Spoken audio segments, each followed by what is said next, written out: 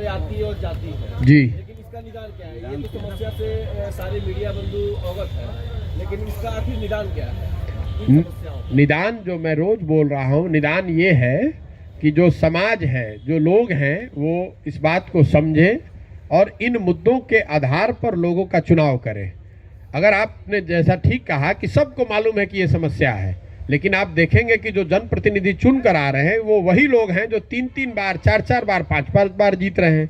तो मैं अपनी पब्लिक मीटिंग्स में भी लोगों को कह रहा हूं, जब मैं गांव में जाता हूं तो ये मैं बताता हूं कि ये जो सारी समस्या है जिसके बारे में आप मुझे अवगत करा रहे हैं, तो ये रहते हुए आप फिर उसी प्रतिनिधि को बार बार वोट क्यों दे रहे हैं?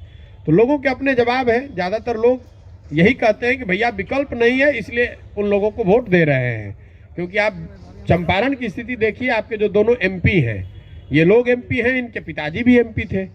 तो ये लंबे समय तक यही एक ही दल, एक ही पार्टी, एक ही तरह के नेता जीत रहे हैं। आपके ज़्यादातर जो विधायक भी हैं, कोई तीसरी बार विधायक है, कोई चौथी बार विधायक है।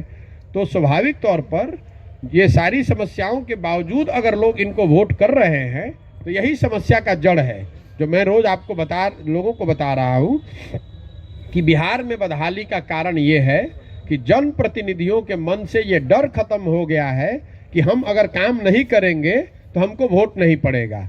लोगों को मालूम है कि समस्याएं जो हैं वो रहेंगी, लोग गुस्साएंगे, गाली देंगे, लेकिन अंततः जाति के नाम पर, धर्म के नाम पर या विकल्प के अभाव में हम ही को वोट देंगे। ये ऐसे है कि मान लीजिए कोई आपको बता दे कि आप पढ़ाई करें ना करें, आपको एग्जाम में 80% नंबर आएगा, तो आप स्वाभाविक तौर पर उतनी मेहनत से पढ़ाई नहीं करेंगे।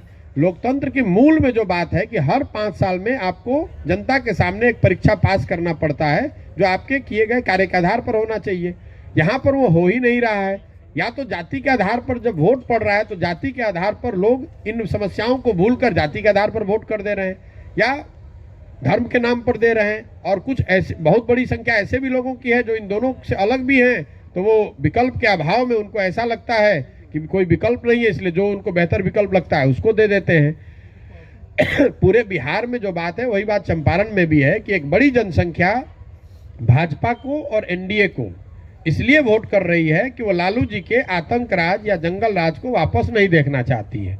और बहुत बड़ी संख्या समाज का वर्ग एक ऐसा है जो लालू जी को, लालटेन को इसलिए वोट कर रहा है कि वो भाजपा को वोट नहीं कर सकता है। और इस मजबूरी का दलों के द्वारा फायदा उठाया जा रहा है, क्योंकि उनको ये फ्री का वोट मिल रहा है, उनको कुछ करने की जरूरत ही नहीं है। उनको मालूम है कि जो लालू जी के विरोध में जो वर्ग हैं, जो लोग हैं, वो चाहे जितनी भी आपकी रोड की स्थिति खराब हो, आपके स्कूल की स्थिति कितनी खराब हो, कितना भी भ्रष्टाचार हो, आप लालू जी के विरोध में उनको वोट देंगे ही देंगे। आप देख लीजिए चंपारण में पिछले 30 साल से तो भाजपा ही जीत रही है, भाजपा के विधायक जीत रहे हैं, भाजपा के एमपी जीते हैं, भाजपा या एनडीए।